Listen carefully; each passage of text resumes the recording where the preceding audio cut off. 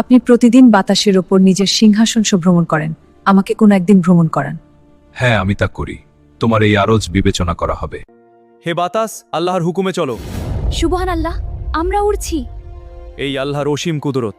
এই দ্বীপ কত সুন্দর, আর এসব প্রাণী। হযরত সুলাইমান দেখুন, সমুদ্রে এমন সুন্দর ঘোড়া, এখন তারা উড়ে যাচ্ছে।